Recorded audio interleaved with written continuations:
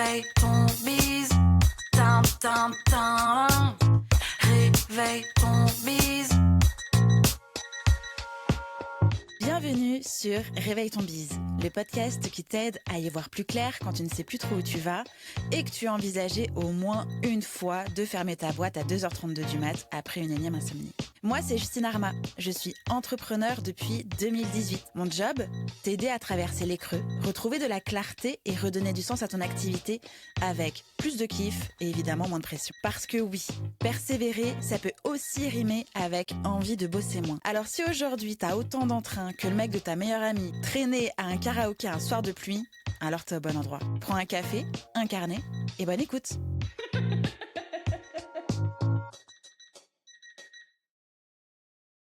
Hello, Comment tu vas ? ça va bien et toi?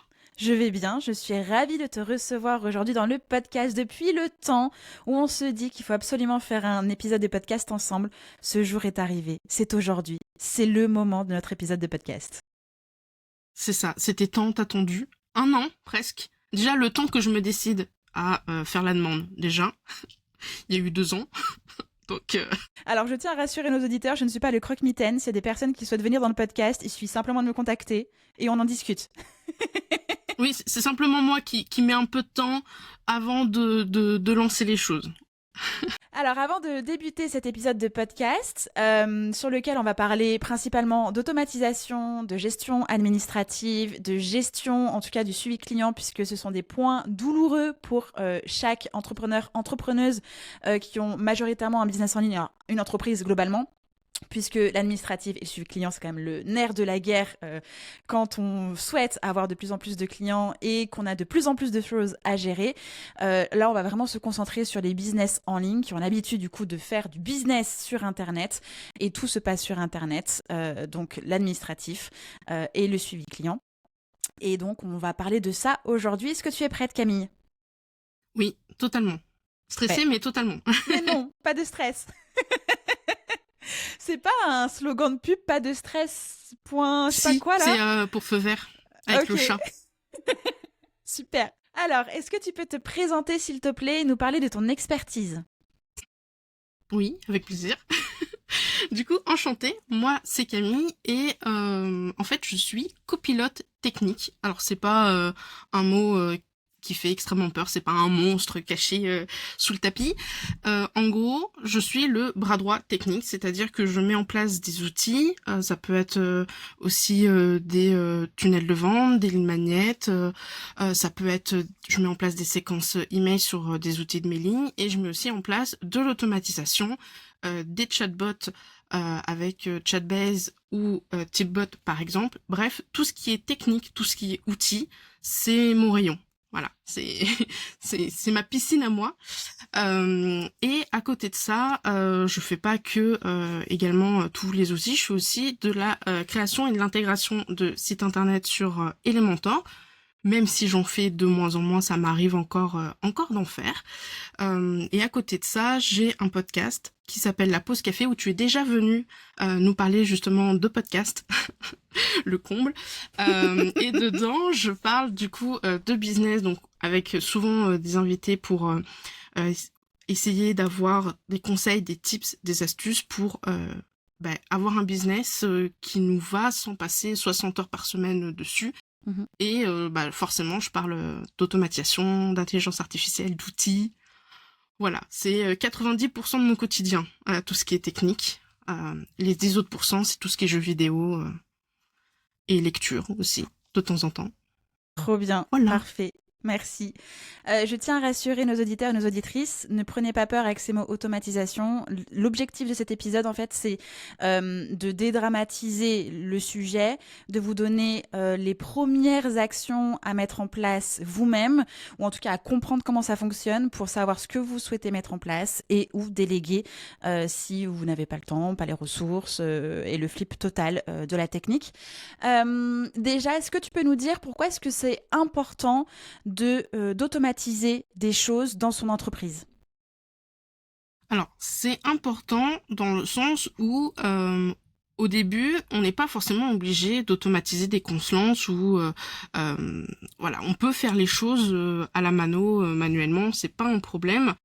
Là où il va vraiment falloir penser à automatiser, c'est quand on va passer plus de temps sur des petites tâches un peu à la noix, des choses qui nous donnent pas de plaisir, des choses qui sont chronophages. Moi, j'appelle ça des tâches inutiles entre guillemets. Ça peut être l'envoi de factures, ça peut être le fait que quand quelqu'un prend un rendez-vous, il faut lui faire sa fiche client, copier les questions-réponses, les informations dans notre CRM. Bref, c'est des choses qui ne prennent pas de temps en soi parce que c'est 5-10 minutes, mais 5-10 minutes plus 5-10 minutes plus 5-10 minutes, on arrive facilement à 1 heure. 1 heure par jour au bout de la semaine, ça fait 5 ou 7 heures. Et quand on commence à avoir son entreprise qui se développe, qui commence à croître, c'est du temps où potentiellement, soit on voudrait l'avoir pour soi, pour justement éviter de faire 60 heures par semaine pure business et avoir une tête comme une pastèque, soit c'est du temps qu'on aimerait bien pour développer notre entreprise justement ou juste faire nos prestations ou notre cœur de métier en fait. Donc l'automatisation c'est pour moi indispensable pour gagner du temps, pour enlever également de la charge mentale. C'est un peu comme un assistant derrière nous.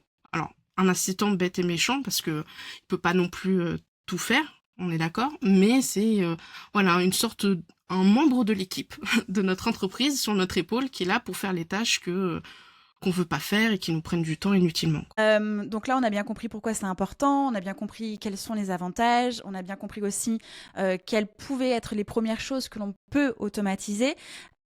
Histoire d'aller un peu plus en détail, quelles sont les premières étapes que l'on peut faire immédiatement, par exemple, pour identifier et ou préparer son entreprise à l'automatisation ?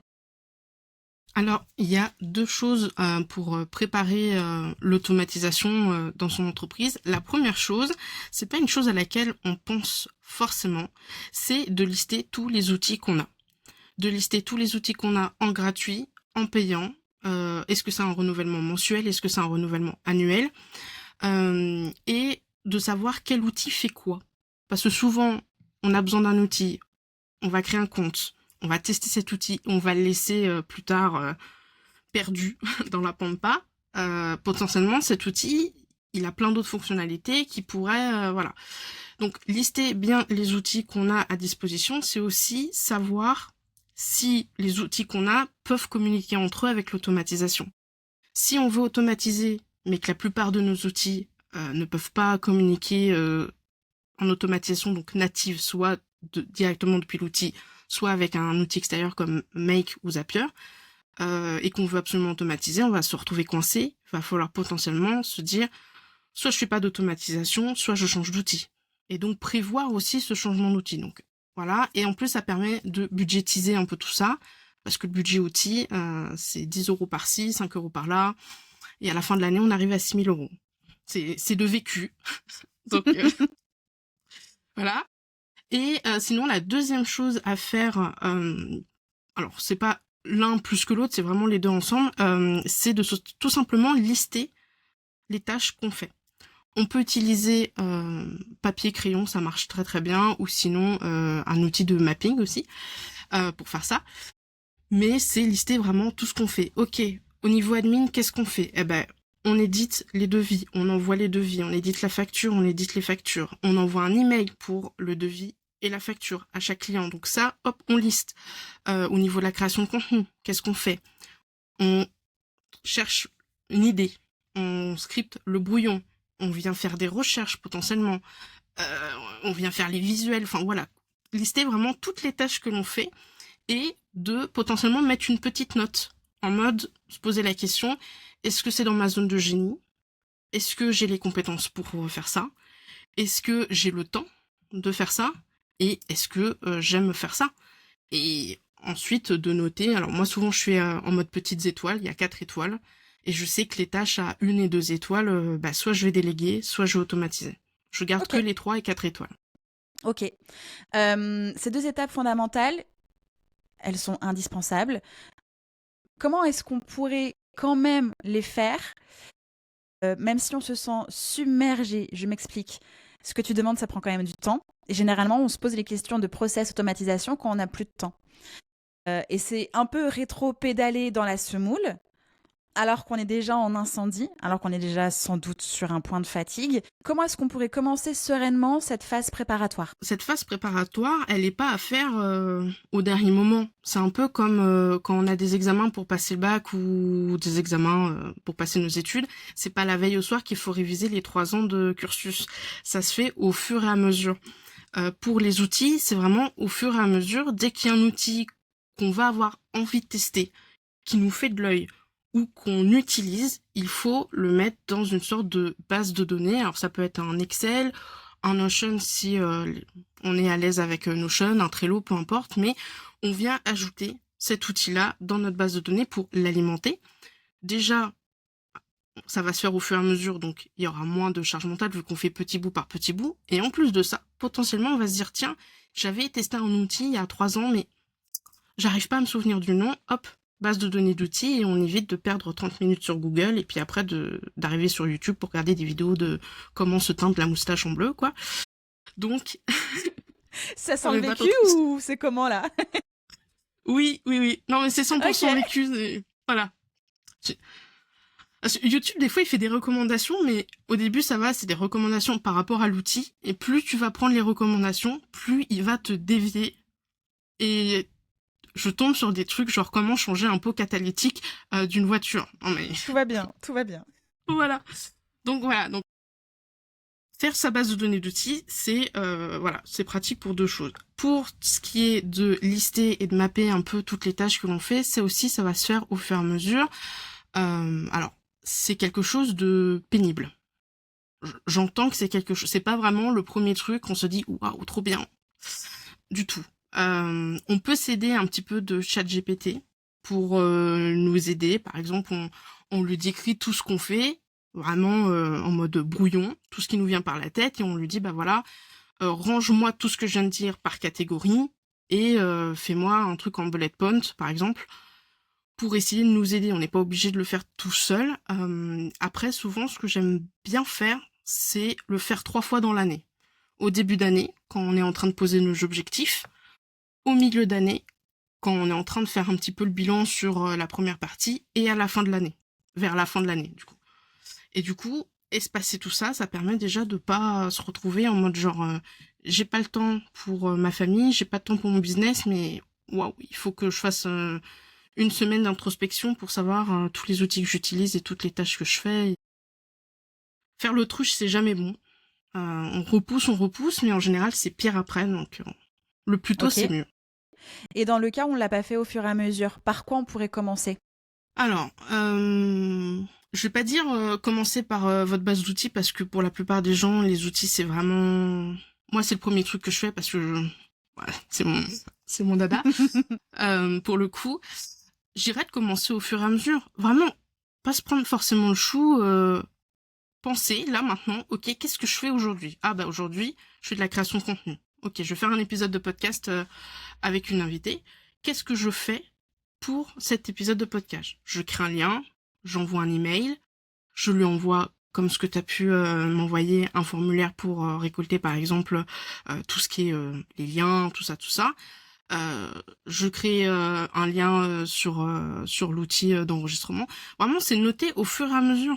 C'est pas grave si on n'a pas tout d'un coup, c'est pas grave si c'est pas très détaillé, mais c'est avoir au moins les grandes lignes des tâches qui nous prennent du temps en fait, et de savoir se poser et de se dire ok, cette tâche-là, c'est surtout ça en fait, comme de l'introspection, c'est une question par soi-même. Il y a que nous qui pourrons dire si ça me plaît ou si ça me plaît pas.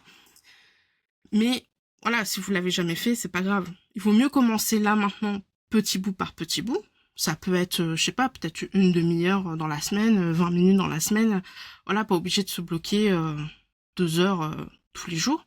Mais il vaut mieux commencer petit bout par petit bout et il n'est jamais trop tard pour commencer de toute façon. Pour commencer petit bout par petit bout, je te propose qu'on commence par la gestion administrative. Dans le quotidien d'un entrepreneur, gestion administrative, ça veut dire envoyer des factures ou récupérer des factures sur un outil de facturation en ligne. Si on a par exemple Thrivecart, si on utilise, je sais pas, System.io, Podia, il génère généralement automatiquement des factures. Il faut bien les traiter, il faut bien faire quelque chose. Il faut bien ensuite les mettre dans un logiciel de compta, Freebie, Time, peu importe. Ça demande du temps. Gestion administrative veut aussi dire gestion de sa boîte mail. Gestion de la boîte mail prospect, newsletter, client, peu importe. Gestion administrative veut aussi dire, j'en sais rien, planification. Bref, administratif, c'est, on va dire, pratiquement la colonne vertébrale de son entreprise. Ça demande beaucoup de micro-tâches au quotidien, par exemple. Quelles sont les principales tâches ou peut-être même les premières tâches que l'on pourrait automatiser très facilement? La première tâche que je pense, c'est celle que j'ai mis en place le plus rapidement pour moi et c'est celle pour moi qui est indispensable. C'est celle que je parlais un peu plus tôt dans l'épisode, les rendez-vous de prospects. Ça, c'est chiant. Enfin, c'est chiant. C'est pas le fait d'avoir des rendez-vous prospects, mais c'est le fait d'avoir potentiellement un formulaire Teli ou directement sur la fiche pour prendre rendez-vous. D'avoir un rendez-vous, c'est bien, et ensuite de recevoir un email et de faire, ok, je vais par exemple dans Notion, je vais créer un nouveau client, je vais rajouter ces informations, je vais potentiellement devoir aller chercher, s'il n'a pas mis le lien de son compte Instagram, aller chercher le lien de son compte Instagram. Bref, c'est du temps perdu pour rien. Et en plus, il faut copier-coller les questions, ou alors on copie-colle pas les questions parce que justement on a la flemme et le jour du rendez-vous, faut aller rechercher dans les emails les questions pour avoir de la matière, pour pas arriver en mode genre YOLO, quoi. Et donc le truc vraiment simple à faire, c'est quand vous avez un rendez-vous, vous récupérez en fait les données de ce rendez-vous, donc le nom, le prénom, l'email, et potentiellement, si c'est possible avec votre outil, les champs que vous avez mis en place en mode formulaire. Et hop, on dit, ok, tout ça, eh ben tu les ajoutes dans une base de données Notion qui s'appelle CRM pour suivre le client. Et en fait, à partir du moment où il prend un rendez-vous, hop, c'est un prospect, on sait qu'il a déjà pris un rendez-vous avec nous. Potentiellement, il va pas devenir un client tout de suite, mais c'est pas grave, on a déjà des informations. Et de toute façon, si après il y a encore de l'échange, par exemple sur les réseaux, ou qu'il reprend un rendez-vous après, on aura un historique de ce qu'on s'est dit précédemment. Donc ça, pour moi, c'est vraiment la base. C'est un gain de temps mémorable. De rajouter aussi une automatisation très simple à mettre en place, c'est le message automatique dès lors qu'on reçoit un email. Parce que ça fait aussi partie du customer care, parce que nous, entrepreneurs, ça nous décharge aussi la tête, parce qu'on les voit ces mails arriver, qu'on n'active ou pas les notifications, on voit bien quand on arrive dans cette boîte mail que ça peut devenir un enfer sur terre. Et qu'on n'est pas H24 dessus, automatiser un message automatique de bonne réception ou d'indication de je consulte ma boîte mail une fois, 2 fois par jour ou tous les 2 jours ou tel jour, etc.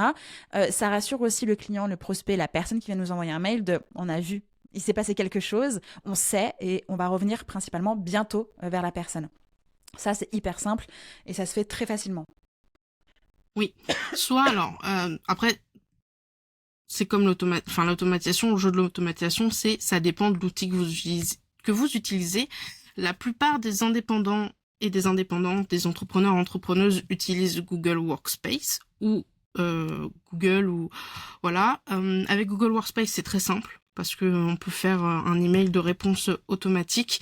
Sans Google Workspace, si vous avez votre nom de domaine directement sur Gmail, c'est pas possible, mais on peut le faire avec Make par exemple. On dit à Make, ok, tu regardes les emails qui viennent d'être reçus, et dès qu'il y a un email qui arrive, hop, tu envoies un email en réponse, et ça, c'est possible de faire avec Make. On peut contourner, des fois, quand il y a des outils qui sont pas 100% compatibles, ou alors c'est un peu compliqué, on peut contourner le système, soit avec d'autres outils, soit en réfléchissant à une autre façon de faire aussi. Oui. Comme tu l'as dit, dans certains outils, il y a des choses qui sont automatiquement intégrées. Par exemple, mon outil Time, qui est mon logiciel de comptabilité, j'ai une adresse email dédiée à Time que je peux indiquer sur certains outil facturation, par exemple Freebox, j'ai indiqué envoyer la facture directement à Time via l'adresse email que j'ai indiquée. Ce qui m'évite, moi, d'aller récupérer la facture, de l'uploader, ça se fait automatiquement. Ok. Il faut vraiment vérifier. Des fois, il y a des petits trucs comme ça qui ne demandent pas de faire une recherche hyper approfondie, qui ne demandent pas de bac+17 en technologie, en technicité et en automatisation. Des fois, il y a des choses qui sont directement intégrées qui peuvent déjà faire gagner, je sais pas moi, ne serait-ce que d'aller me connecter sur le site de Freebox, de cliquer, je crois que c'est au moins 3 clics, de télécharger le truc, d'uploader, de mettre les informations. Je pense que ça me prend bien au moins 4-5 minutes. Large. Oui, et puis puis en plus c'est pas forcément quelque chose, enfin, qu'on y pense. J'ai plein de trucs à aller chercher pro perso, tu sais, le relevé bancaire d'un côté, le relevé bancaire de l'autre. Et quand c'est pas pour le pro, à titre perso, je suis là en mode genre, oh ben je ferai ça plus tard. Et puis on arrive à la fin de l'année, et mon dossier de relevé de facture, il est vide en fait, Oui. parce que flemme en fait. Surtout l'administratif, flemme. Tu vois, il y aurait une contrainte légale.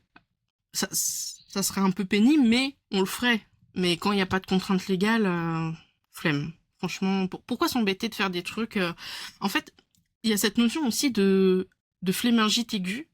Et ça, je l'ai eu avec le développement informatique quand je faisais des études, où les profs nous disaient ceux qui sont dans l'informatique, les développeurs, ce sont des flemmards. Pourquoi est-ce qu'ils iraient s'enquiquiner à faire des choses qui sont chiantes à faire quand ils peuvent le faire une seule fois et tranquille? Bah finalement pour l'administratif c'est un peu la même chose, tu vois. Donc faut regarder les outils et ça dépend de certains outils. Par exemple Freebie, il n'a pas encore d'API. Je le dis parce que ça me tous les ans je fais une demande en mode genre c'est quand que l'API elle sort, parce que j'aimerais bien. J'ai tellement d'automatisation en tête pour Freebie. Mais voilà, ça dépend, et c'est aussi ça qui va faire que on va choisir un outil ou pas. Est-ce que vraiment le fait que on peut pas automatiser, c'est vraiment, ça va être nos conditions non négociables finalement. Est-ce qu'on a vraiment besoin d'automatiser? Est-ce qu'on peut s'en passer? Si on peut s'en passer, potentiellement on peut prendre le premier outil. Si vraiment c'est une condition non négociable, il nous faut de l'automatisation. Bah, peut-être que l'outil qu'on voulait, qui était peut-être beau, qui était peut-être pas cher, qui était peut-être français, incroyable, bah tant pis, hein. On le sélectionnera pas. Il sera pas partie de l'équipe. C'est ça. Justement, est-ce qu'il y a des outils no-code et intelligence artificielle plus efficaces, en tout cas efficaces, qui pourraient permettre d'automatiser l'admin? Alors, il y a la plupart des logiciels, outils de création de contrats en ligne, genre YouSign, PandaDoc, DocuSign, Dropbox Sign, j'ai y arrivé. La plupart peuvent faire de l'automatisation. Le truc, c'est que l'automatisation, ça devient de plus en plus... Enfin voilà, quoi, ça fait quelques années qu'on en parle. Et du coup, c'est extrêmement cher. Sur les outils d'admin, c'est un peu comme les outils de SEO. Ils savent que ça intéresse beaucoup de monde. Et du coup, c'est extrêmement cher. Sur YouSign, c'est 300 €, je crois. On avait déjà regardé. C'est 300 €. Donc, ça rentre aussi en compte dans le budget. Est-ce qu'on a 300 € à mettre dans un outil de administratif? Oui, si on a 50, 100 clients par mois. Non, si on en a que 7. Voilà. Donc, au niveau administratif, tout ce qui va être, voilà, tous les logiciels pour signer en ligne, l'automatisation, ça coûte un peu cher. Sinon, après, on peut toujours faire un petit peu d'administratif sans passer par des outils, par exemple pour l'envoi de factures. Tout à l'heure, tu nous parlais de Travcard. Travcart. À chaque fois, je loupe le D et le T. Lui, il fait des factures en automatique. Il les envoie aussi automatiquement à la personne et il les envoie aussi à la personne qui a le compte. C'est un investissement, cet outil, parce que tu le payes une seule fois à vie. Maintenant, c'est 800 $, je crois, parce qu'ils ont augmenté le forfait pro. Mais c'est une fois à vie et t'es tranquille. Et c'est pas adressé qu'à des personnes qui font des formations. On peut aussi l'utiliser pour faire des liens de paiement pour de la prestation, et en plus de ça, on peut proposer plusieurs fois. Donc vraiment, il y a des outils comme ça qu'on peut utiliser pour automatiser. Alors, je connais que Travcart qui automatise l'envoi. Podia aussi, je crois. Alors attends, parce que ça remonte à un moment où j'ai quitté Podia pour Travecard, justement. Mais il Je me crois semble qu'il que crée des oui. factures, mais il les envoie Il pas. les Ou envoie alors, pas, faut il les prendre laisse sur le le... compte. Il les laisse sur le C'est compte de ça. l'apprenant, c'est ça. Ouais. Sinon, on peut aussi automatiser la création des factures sur Stripe, par exemple. Oui, Ça se fait aussi. oui, ça C'est se pas fait. la chose la plus simple au monde, mais ça se fait. Ça se fait. C'est pas la chose la plus simple, non, parce que la documentation Stripe est affreuse. C'est un enfer. Il y en a de partout et je dirais que en plus de ça, comme c'est Stripe et que forcément les gens vont payer et qu'il y a aussi quelque chose de financier derrière, c'est, je pense, une charge extrêmement mentale pour quelqu'un qui s'y connaît pas de se dire je vais aller automatiser Stripe, mais c'est possible. Stripe, j'ai vu aussi qu'on pouvait créer des factures en automatique maintenant, mais il faut payer un surplus, je crois, de 5 $ par facture, un truc comme ça, j'ai vu. Oui, Donc, Stripe Billing ou je sais pas quoi. ouais, c'est ça. Donc eux aussi, ils commencent à se mettre aussi en mode, il n'y a pas que les devs qui font de l'automatisation, il y a de plus en plus de gens, il y a des gens lambda qui ont des boutiques en ligne qui le font, et donc ils mettent en place des outils pour aider, mais par contre, il y a le côté, faut payer quoi pour ça. Comme ce qu'on a vu il y a quelques minutes, si on veut mettre en place des automatisations au niveau de la gestion administrative, c'est les mêmes étapes. On identifie les outils qu'on a, on identifie les tâches que nous faisons au quotidien, ou en tout cas les tâches récurrentes. Par exemple, qu'est-ce qui se passe pour, je sais pas, mettre à jour son prévisionnel, qu'est-ce qui se passe pour faire sa comptabilité, qu'est-ce qui se passe quand on envoie ou on reçoit un email. Bref, qu'est-ce qui se passe concrètement d'un point de vue administratif? On liste ça. Comme tu l'as dit tout à l'heure, on peut utiliser aussi un outil de mind mapping où on va pouvoir visualiser beaucoup plus facilement les étapes et se rendre compte qu'en fait, ça devient très rapidement une toile d'araignée. Est-ce que tu peux, par exemple, nous dévoiler une automatisation très simple que l'on pourrait mettre en place tout de suite? Tout de suite maintenant, on pourrait, quand quelqu'un prend un rendez-vous, je passe principalement pour les prestataires de services parce que c'est principalement mon activité, mais soit quand quelqu'un prend rendez-vous, soit quand quelqu'un achète un produit ou une formation, peu importe, on pourrait automatiquement l'ajouter à sa mailing list. Pourquoi ? Parce que, quand on achète une formation, un produit digital, en général, on sait qu'on va être ajouté à une mailing list, ça c'est classique depuis 2020, 2021, c'est classique. Mais pour de la prestation de service, c'est intéressant parce que c'est des gens qui sont intéressés par nos services, qui sont intéressés potentiellement par ce qu'on fait parce qu'ils ont des points de douleur, ils ont des problématiques. Et si en plus on peut essayer de les ajouter dans notre base email pour leur envoyer du contenu de qualité, et que de temps en temps, quand on va proposer, je sais pas, des templates, un petit produit digital, une masterclass, cette personne-là, elle a déjà travaillé avec nous, elle sera autant plus enclin à repasser à l'achat finalement. Donc, voilà, je dirais que ça serait ça. C'est pas très très compliqué, il y a même des outils où on peut faire ça directement dans l'outil. Travecard, il le fait, Podia, il le fait également. Faut juste connecter son compte de son outil d'email, donc ActiveCampaign, ConvertKit, Sendiblu qui est maintenant Brivo, MailerLite, Mailchimp, enfin voilà, il y en a plein des outils d'email, mais sinon avec une automatisation Make ou Zapier, c'est très très simple. Le déclencheur, c'est soit la prise de rendez-vous pour un prospect ou le fait qu'il y ait un achat sur une plateforme d'achat, peu importe. Et ensuite, l'autre module, c'est ajoute le nom et l'email dans mon outil d'email. 2 modules et c'est tout. C'est vraiment super rapide. Trop bien, parfait. Justement, dans le cas où on vient d'avoir un rendez-vous prospect, ce prospect-là est tellement hypé parce que tu vas proposer, il va devenir un client. L'idée, c'est d'avoir pas mal de clients, de bien vivre son activité, mais de surtout pas détériorer le suivi client, détériorer le customer care. Donc il y a plein de choses que l'on peut mettre en place tout en évitant de se surcharger quotidiennement, parce que si on surcharge le plein de choses qu'on met en place, on n'a plus le temps d'être avec nos clients. Qu'est-ce qu'on pourrait automatiser pour améliorer le suivi client et avoir un customer care 5 étoiles? C'est une très très bonne question. On pourrait, alors, pour ceux qui vendent des formations ou des produits digitaux, on pourrait automatiser une séquence d'emails en mode genre bienvenue, moi je suis telle personne, ce que je fais, voici ce que tu as pris, et au fur et à mesure de la séquence d'emails, de temps en temps, lancer un email en mode genre hey, tout va bien pour toi, si t'as un problème, on en discute, et hop, tu mets le lien de ton agenda par exemple. Comme ça, la personne, elle n'est pas toute seule. Ça peut être une grande séquence d'emails sur plusieurs mois ou sur quelques jours, ça dépend de ton produit, ça dépend aussi du prix de ton produit. Si c'est un produit à moins de 100 euros, peut-être pas une séquence d'emails sur un mois et demi, parce que ça fait beaucoup d'emails, surtout si cette personne-là va recevoir tes emails de newsletter. Euh... Il va y avoir que ça dans sa boîte mail, donc il risque de prendre peur. Et sinon, au niveau de la prestation de service, on peut mettre en place une petite automatisation.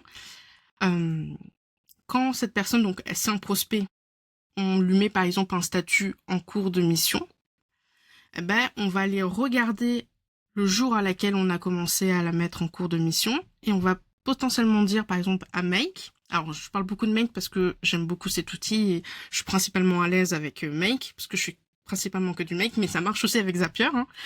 Et on va lui dire, ok, si entre la date du jour et la date de début de prestation, il y a par exemple 25 jours, potentiellement envoyer un email en mode genre, est-ce que tout va bien? Est-ce que tu veux qu'on fasse un point? Ou alors juste nous mentionner, nous, par exemple, dans notre espace Notion, en mode genre, prendre des nouvelles de ce client-là ou faire un point avec ce client-là. Le fait d'être notifié, alors certains vont dire oui, mais ça rajoute une notification. Oui, certes, ça rajoute une notification, mais ça nous permet de ne pas oublier, parce que des fois on est focus, par exemple quand je mets en place des outils, des automatisations, je suis focus dans mes tests et tout, mais je parle pas tout le temps avec mes clientes quand je fais de la prestation one shot. Je suis pas là tous les jours à lui dire ok, j'ai fait ça. Si les gens font appel à vous pour déléguer, c'est pour une bonne raison, c'est parce qu'ils veulent pas avoir cette charge, justement, ils veulent être tranquilles. Mais ça fait quand même du bien de temps en temps d'envoyer un email ou d'envoyer un petit message en mode genre hey, j'ai bientôt fini, est-ce que tu veux qu'on fasse un point, est-ce que ça te dit de voir ce que j'ai fait jusqu'à maintenant, et voilà, je pense que ça serait ça pour le suivi et Presta et formation. Sans même avoir besoin de passer par Make ou Zapier, pareil sur votre logiciel de emailing, MailerLite, Brevo, Mailchimp ou peu importe, on peut mettre en place des workflows. Alors là aussi, tout dépend de votre forfait, tout dépend de l'outil, tout dépend machin. Mais c'est tout à fait possible de déterminer que quand cette personne-là entre dans ce groupe, je sais pas, immédiatement on reçoit ça, dans 1 heure on reçoit ça, dans 25 jours on reçoit ça, etc., etc. Ça peut aussi se mettre en place de façon native directement dans l'outil en fonction de l'outil et des fonctionnalités et de l'abonnement. Et si, comme tu l'as dit au départ, on se rend compte qu'il n'y a pas ça directement, qu'en fait sinon ça nous fait augmenter le budget de façon incroyable, et bah là dans ce cas-là, pourquoi pas ajouter Make ou Zapier en fonction de ses besoins et du budget aussi et de la complexité de ce que vous mettez en place. C'est ça, tout à fait. J'allais te demander du coup quel outil tu recommandes, mais en soi c'est toujours à peu près les mêmes en fonction de ses besoins. Comment est-ce qu'on pourrait se décider si on choisit plutôt Zapier ou Make? Alors, la principale, je vais dire par rapport à mon expérience avec des prestations clientes, le principal point qui font qu'elles choisissent Make ou Zapier, c'est au niveau du budget. Parce que Zapier, même s'ils ont changé au début d'année leurs tarifs et leur version gratuite pour essayer de se mettre au même niveau que Make, Zapier, ça a quand même un coût énorme. C'est quand même plus cher que Make. Make, pour 10 000 opérations par mois. Alors, opération, c'est quoi? C'est quand il va y avoir une action. Une action, c'est une opération. On va dire ça comme ça, pour grossir vraiment le trait. Et 10 000 opérations par mois, c'est énorme. C'est énorme et ça coûte, c'est $10. Donc, en euros, ça varie des mois. Des fois, c'est 9,69 €. C'est le cours qui change. Mais pour $10, franchement, il y a quand même vachement de quoi faire. Surtout si on est au début, qu'on a besoin d'automatisation, mais des petites automatisations. même si c'est des petites automatisations, c'est des automatisations quand même. Le but, c'est pas de faire la plus grosse automatisation en mode usine à gaz. Ça n'a aucun intérêt de faire ça juste pour faire ça. Il y a certains aussi outils qu'on va avoir dans notre stack technique, dans notre mallette technique, dans notre organisation, qui font que on va tout de suite savoir si on veut du Make ou du Zapier, parce qu'il y a certains outils qui sont pas compatibles avec Make ou pas compatibles avec Zapier. Dans ton cas, je vais prendre un exemple. Zcall n'est pas compatible avec Make. Voilà. J'aimerais bien. Tu vois? Donc, après, c'est est-ce que on a beaucoup d'outils qui sont pas compatibles avec l'un ou l'autre? Ça va être aussi au niveau visuel. Je trouve que Zapier, visuellement, c'est quand même plus joli. Après, c'est mon avis personnel, mais des retours que c'est quand même vachement intuitif, on n'a pas l'impression de faire de l'automatisation avec Zapier. Okay. Alors que Make, quand il y a des erreurs Make, c'est en rouge, c'est ligne 342, Ah oui. erreur 402, et puis tu te débrouilles avec l'erreur 402 pour savoir c'est quoi l'erreur 402, quoi. Donc voilà. Il y a pas l'un n'est pas meilleur que l'autre. Je trouve qu'on peut faire beaucoup plus de choses avec Make. On peut faire des choses beaucoup plus poussées aussi avec Make. Par exemple, Notion, je l'ai appris il y a pas tellement longtemps à mes dépens les relations Notion, donc c'est-à-dire liées de bases de données entre elles avec Make, c'est super simple. Il suffit juste de mettre l'ID, voilà. Avec Zapier, c'est pas possible. Il faut coder en JavaScript. Ok. Voilà. Donc, ça va dépendre des outils qu'on a. Ça va dépendre du budget aussi qu'on a. Ça va dépendre aussi de si on accorde une importance au design. Je sais qu'il y a certaines personnes, faut que l'outil soit beau pour que ça soit utilisé. Et je juge pas, hein, c'est pareil. Donc voilà, c'est tout ça qui font que on va choisir l'un ou l'autre. Et finalement, la meilleure façon de choisir, c'est de tester. Les deux ont une version gratuite. Zapier a une version gratuite de 14 jours. Ok. Et Make, une version gratuite. Excuse-moi. D'essai. Ouais, une version d'essai à la version pro pendant 14 jours. Make, je ne me souviens plus, ça fait tellement longtemps que j'utilise que... Voilà. Mais Make, on peut faire 2 scénarios et on a accès à tout. Zapier, on n'a pas accès à toutes les fonctionnalités Zapier en version gratuite.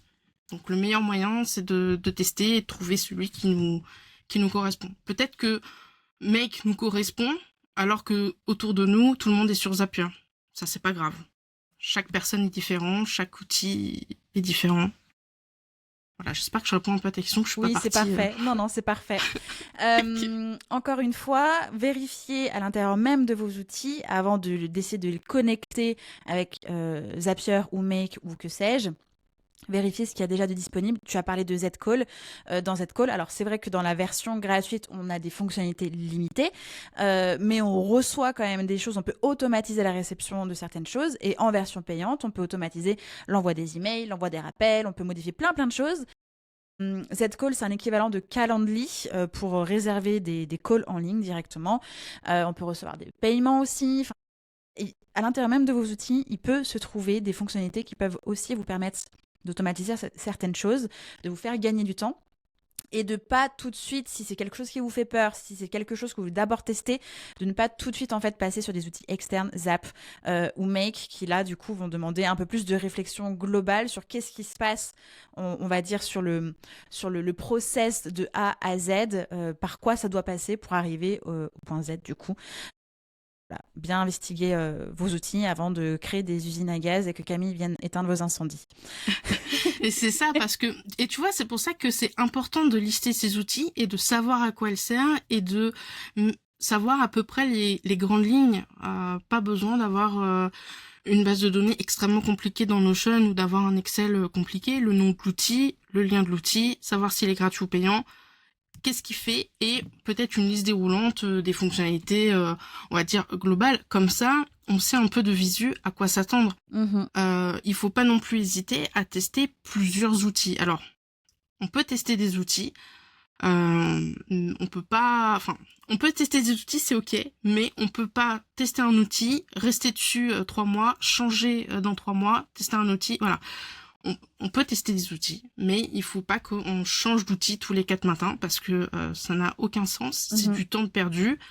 Voilà, moi, j'utilise pas Zcal pour le coup, j'utilise cal.com.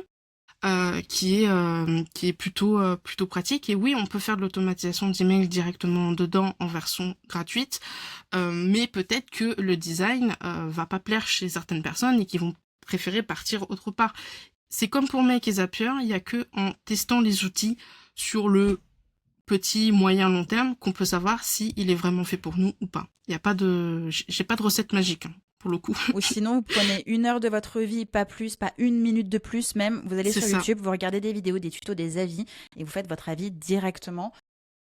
Mais vraiment pareil, on tourne pas 1,5 milliard ans autour du pot et on évite de se perdre sur YouTube parce que comme Camille, vous risquez de tomber sur des vidéos très cheloues. Euh, Elles mais sont au pas moins, cheloues, regarde- elles sont instructives. Ouais, la moustache bleue, pardon. Hein. Bon, ok, d'accord, la moustache bleue, c'est vrai. Mais, ça peut toujours servir. Imagine, j'ai envie de me teindre les cheveux en bleu. Je ne sais pas si cette coloration, elle est vraiment adaptée. Tu vois. Non, je saurais. Donc voilà, perdez pas de temps, regardez, regardez les tutos, regardez les avis, faites-vous votre propre avis très rapidement, vous testez et vous voyez tout de suite si ça vous convient ou non. Si ça vous plaît pas, c'est pas la peine de forcer. C'est pas, Totalement. voilà, y a rien de bon.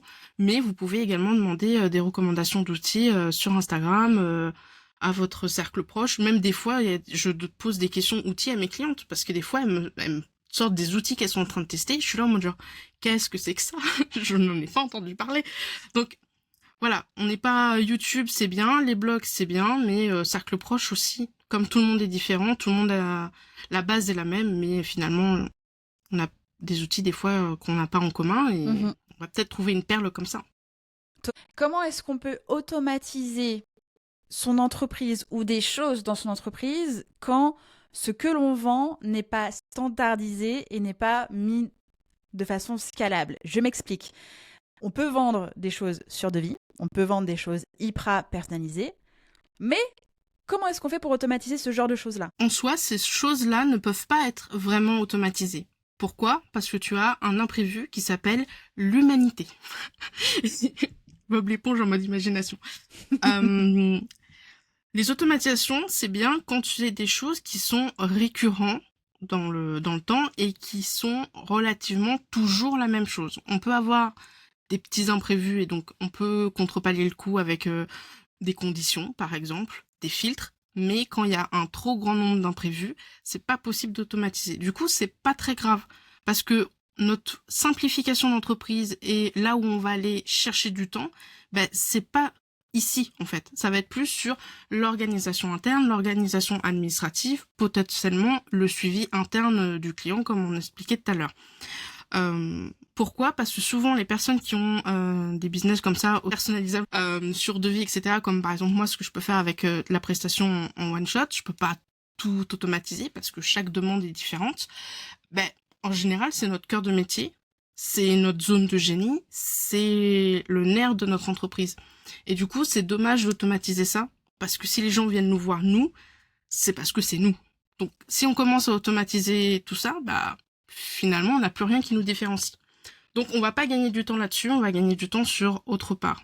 Admin, suivi, organisation, potentiellement création de contenu, potentiellement campagne de pub, tunnel de vente, lead magnet, mais pas sur le cœur de métier qui est pas prévisible, en fait. Exactement. Et comme tu l'as dit, si le produit, l'offre, le service que l'on vend n'est pas standardisé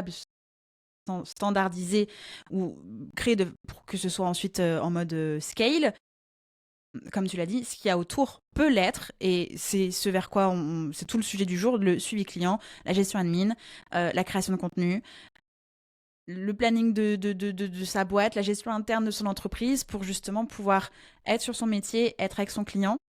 Mon avis de mentor business et pas que podcast dirait oui mais Camille, tu peux quand même standardiser certaines choses dans tes offres parce que même si on vient te voir, il y a des choses qui sont récurrentes, mais ça on le voit au fur et à mesure que tu vas délivrer tes offres, tes services, tes produits. Tu vas te rendre compte qu'en fait cette question était déjà posée 5 fois et qu'en fait pendant 5 fois tu as fait cette chose-là, donc ok, maintenant tu as créé ton propre process et tu pourras piocher dedans pour la prochaine personne. Mais effectivement c'est pas du one shot, c'est au fur et à mesure que tu vois les choses. On a fait vraiment le tour. Oui, Je crois, oui. Parfait. On pourra pas... Enfin là, aujourd'hui, c'était déjà très complet.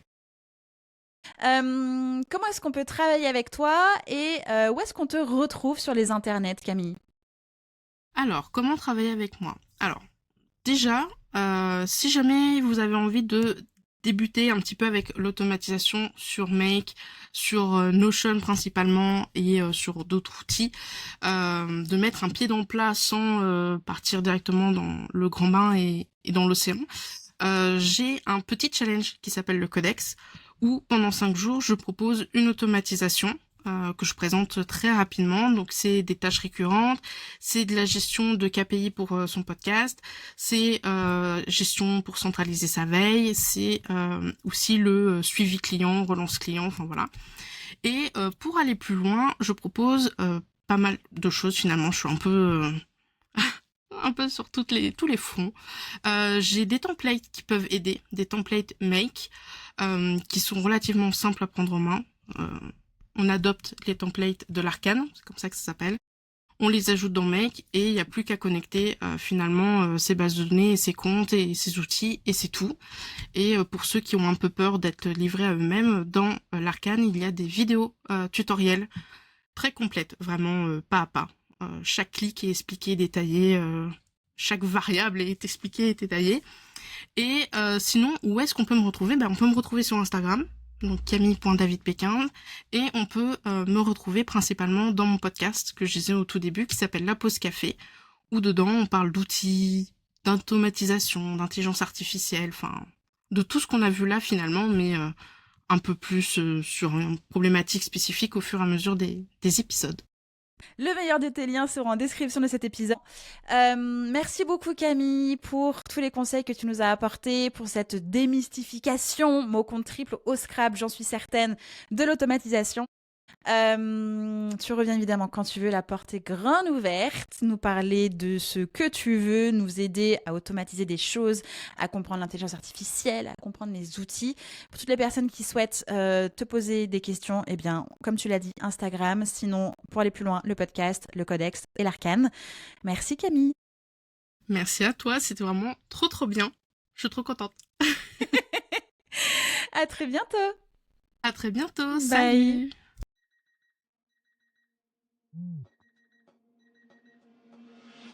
Merci d'avoir écouté l'épisode jusqu'à la fin. Tu es clairement dans le club des vrais. Si ça t'a fait du bien, fait réfléchir ou donner un peu d'élan, partage-le à une entrepreneur autour de toi.